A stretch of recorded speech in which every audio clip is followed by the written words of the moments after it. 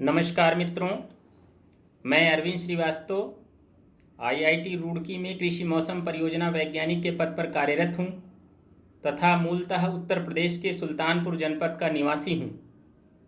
मित्रों, सुल्तानपुर एक ऐतिहासिक शहर है। कहा जाता है कि इसकी स्थापना भगवान राम के पुत्र कुश ने की थी। इसी सुल्तानपुर जनपद में एक ऐसे वीर स्वतंत्रता सेनानी की कहानी मैं आपको द अनसंग वॉरियर के इस एपिसोड में सुनाने जा रहा हूं, जिसको शायद आपने नहीं सुनी होगी। सुल्तानपुर जनपद में एक विकासखंड है धनपतगंज। धनपतगंज विकासखंड में कुट्टा गांव है। कुट्टा गांव में पंडित अवध बिहारी मिश्र का जन्म हुआ था। पंडित अवध बिहारी मिश्र अपने पिताजी के साथ कानपुर शहर में रहते थे। उस समय उनकी आयु लगभग 17 वर्ष रही होगी। तभी वो प्रख्यात स्वतंत्रता सेनानी और पत्रकार गणेश शंकर विद्यार्थी के संपर्क में आए। गणेश शंकर विद्यार्थी उन दिनों बहुत ही लोकप्रिय स्वतंत्रता सेनानी थे।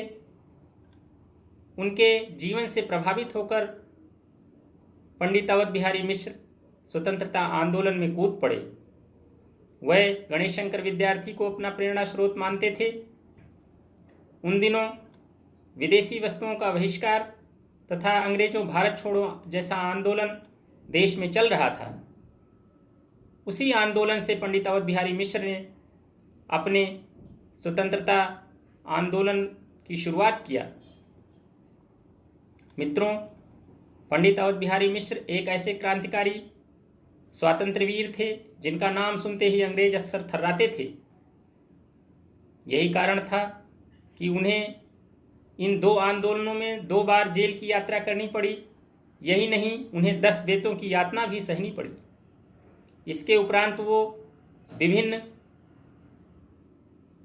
आंदोलनों में सक्रिय रूप से उनकी सहभागिता रही। इसके लिए उन्हें उत्तर प्रदेश के सीतापुर, बदायूं, बरेली, उन्नाव, कानपुर सहित विभिन्न जेलों में रहना पड़ा। आज़ादी के प्रति पंडित जी का जुनून ऐसा था कि वो जेल में रहते हुए भी अपने स्वतंत्रता आंदोलन को जारी रखते थे। यही कारण था कि अंग्रेजी हुकूमत ने उन्हें सीतापुर तथा कानपुर जेल में नज़रबंद कर दिया। मित्रों, अपने जीवन के अल्प आयु में ही स्वतंत्रता आंदोलन में सक्रिय योगदान देने वाले पंडित अवध बिहारी मिश्र ने स्वतंत्रता प्राप्ति तक अपना यह अभियान जारी रखा। बहुत खुशी का क्षण आया जब देश को 1947 में आज़ादी प्राप्त हुई। परंतु बहुत दुख का विषय है कि आज देश की जिस आज़ादी के लिए अपने जीवन के स्वर्णिम क्षणों को पंडित अवध बिहारी मिश्र जैसे भारत माता के वीर सपूत ने न्यौछावर कर दिया, उन्हें आज़ाद भारत में उपेक्षा का शिकार होना पड़ा। जैसा कि मैंने आपको बताया, 17 वर्ष की अल्पायु में ही पंडित अवध बिहारी मिश्र स्वतंत्रता आंदोलन में कूद पड़े थे। इस कारण उनके परिवार की आर्थिक स्थिति बहुत अच्छी नहीं थी, जिसके कारण उनके बेटे अच्छी शिक्षा नहीं प्राप्त कर पाए। परिणाम स्वरूप उनके 4 के चारों बेटे बेरोजगार रह गए। आज़ादी के बाद देश में जहां एक तरफ खुशी का वातावरण था, वहीं दूसरी तरफ पंडित अवध बिहारी मिश्र का पारिवारिक जीवन आर्थिक विपन्नता के चलते तनावग्रस्त व अवसादपूर्ण हो गया था। उनके 3 बेटे नौकरी की तलाश में बाहर गए। समय का चक्र देखिए कि जिस कानपुर शहर में अंग्रेज अफसर उनके नाम से थर्राते थे, उसी कानपुर शहर में उनके बेटों को नौकरी के लिए दर दर भटकना पड़ा। उनका चौथा और सबसे छोटा बेटा प्रेमानंद गांव में उनके साथ ही रहता था। विद्यालयों की साफ सफाई करके परिवार का गुजर बसर होता था। पंडित जी को थोड़ी बहुत पेंशन भी मिलती थी। 8 नवंबर 1995 को पंडित अवध बिहारी मिश्र का देहावसान हो गया। उनके गोलोकवासी होते ही जो पेंशन की धनराशि थी वह भी मिलना बंद हो गई। ऐसे में उनके छोटे बेटे के परिवार का जीवन यापन बड़ा मुश्किल हो गया। इसलिए पंडित जी की मृत्यु के लगभग 1 वर्ष के बाद 1996 में उनके बेटे ने, जो गांव में उनकी 2 बीघे की थोड़ी सी जमीन थी, उसे भी बेचकर वो बाहर चला गया।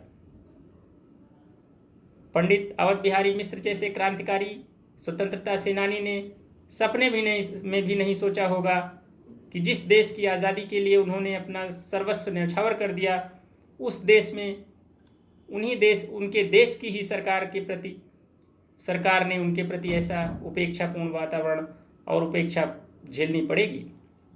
मित्रों, प्रसिद्ध कवि दुष्यंत कुमार की ये पंक्तियां मुझे बरबस याद आती हैं, जो उनकी बहुत ही मशहूर पंक्ति है, कहाँ तो तय था चरागा हर एक घर के लिए, कहाँ चराग मयस्सर नहीं शहर के लिए। शायद ये पंक्तियां पंडित अवध बिहारी मिश्र के परिवार के लिए एक आईना है।